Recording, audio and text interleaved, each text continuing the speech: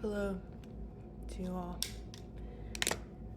Grand rising, grand afternoon, grand evening, wherever you're watching this, whatever time you're seeing this.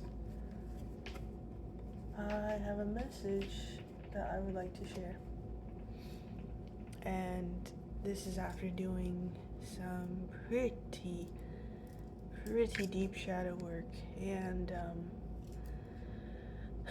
so I went back on here, as you could tell, and I was listening to a few posts, and they were talking about, you gotta tap into your gifts, tap into what's natural to you. You are the elements, you are everything, you are light and darkness, you are what you choose to operate out of. And that is so true.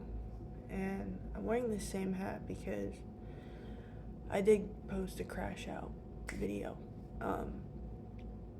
last week, and well, it's Sunday, but yeah, so a few days ago I did post that video, and I'm not gonna apologize for it. I'm not a perfectionist anymore.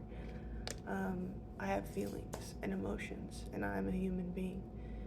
And a lot of times, this spiritual community, this online community, these platforms want to just show people being perfect, want to show people who aren't real. And it makes people numb themselves and cut off certain parts of themselves that are sensitive and sensual and deep, and it creates a mask and inauthenticity and self-sabotaging behavior, and I have just been woken up to that. And I don't mean woken up to that in the sense of I just opened my eyes. Like there are so many videos I watched today and engaged with, and the last and most recent one was a reading, and it was on YouTube anyway, but it was one of the videos that I had just clicked add to watch later playlist, and I was scrolling through my feed, my home section, and seeing, what video should I watch, to see if anything spoke to me. And I was like, I didn't watch this video. I stopped watching their readings actually, so let me go back. And the title caught my attention as well, so I'm like, okay, let me watch it, right? And it correlated to what the message I was seeing on TikTok, which was about a mother wound. And then that kind of opened up the umbrella to like familial wounds and the self-sabotaging behavior, and that leading to inauthenticity, which leads to you not using your gifts. So it all like lined up, one boom boom boom boom boom, like it was a big connection that I just made. And I'm sitting here like on my phone listening to it, and then I minimized the video, and I was just playing games on my phone, but I'm listening to it, and I'm literally starting to tear up. Like I'm literally crying as I'm hearing this, and I'm like still trying to play the game, and just listen, but it just overwhelmed me in a sense, and I'm like, oh my gosh, like wow, I am attracting these very low vibrational things because I self-sabotage, because I've been not able to have that family that gave me safety, that made me feel like I could express freely without judgment, that didn't want me to be so independent and perfect and perform for love. And it's like it was a really deep message, because they're talking about how there's an energy within you that is they gave an example of this candle, right? It had two wicks on it. It had a wick at the top and a wick in it, like towards the bottom, so it was like hollowed out. And they said, and I looked at the video as they were, explaining this, and the top wick blew out, and so it was just the bottom inner wick that was still burning, right?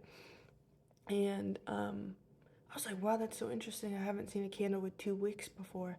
But as they were sharing this, they were saying and channeling, that there's an energy within someone that they were reading for, because it was a collective message, but it was attached to the heart and the sacral chakra. And that energy is burning a lot of your thoughts and a lot of your willpower. So you're overthinking a lot, and you're taking things, you're not taking things seriously enough. It's like you're acting like a kid instead of an adult.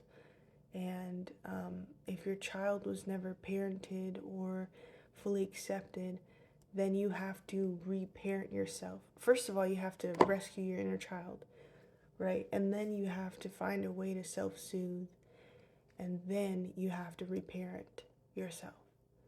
So I was like, wow, that's so spot on. And I'm crying more and more as I'm hearing this. And obviously I stopped playing the game in the background at this point. I'm like, I was so grateful because I had given 2 offerings to my ancestors, and I'm literally looking out the window as I'm making this message, and I'm looking at them. But I just went outside and, threw away trash. And I was reminded, as I was, repeating the reader's words, because I paused the reading. I still haven't finished the reading because I need to make this message. But I took out the trash after I blew my nose and like wiped my face and everything. And I was reminded of how they were saying that your overthinking and your doubt and your disbelief, and that self-sabotaging is actually causing you to attract low vibrational experiences. So this is your life's karma that you're working through. And as someone who practices Buddhism, I'm like, oh my gosh, everything's just clicking like, one after another for me. And another thing with me sharing how I was, blowing my nose and throwing out the trash, was that when we moved into this house, there were roaches. I'm like, oh my gosh, not roaches. That's literally so vibrational. That's literally nasty. They're dirty. I hate seeing roaches, and every time I saw a roach go in my room or woke up to go to the bathroom and saw a roach, I would be so upset. I'm like, no, I don't know why this is, showing up right now. Like, we just moved in here. It's not a dirty place. Like, why are there roaches, Even though it's like a bug, it's gonna want to live just like we want to live too. Like, they're not looking at themselves like such dirty and disgusting things. They're just like, oh, well, I'm crawling around here. This is a free open space. There's nobody over here right now. Let me go in the space type of thing. But I share that about the roaches to say that I would most oftentimes see them in the bathroom. So for me, I was looking around in the space and remembering how just one treatment of bug spray, like around the perimeter and in the house, how that one treatment got rid of all the roaches and bugs. And that was like the same thing with the shadow work aspect. You have to have a knowing of your faults and your flaws, or else you're just going to keep projecting onto others or attracting these low vibrational, uncomfortable experiences, because that is a part of the karma.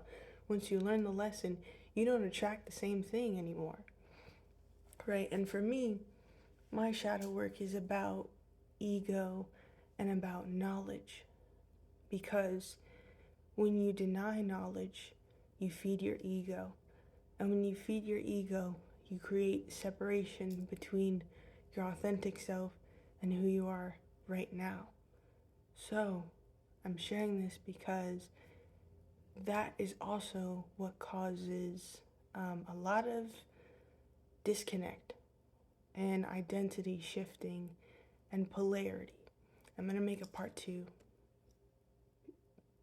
This is really important.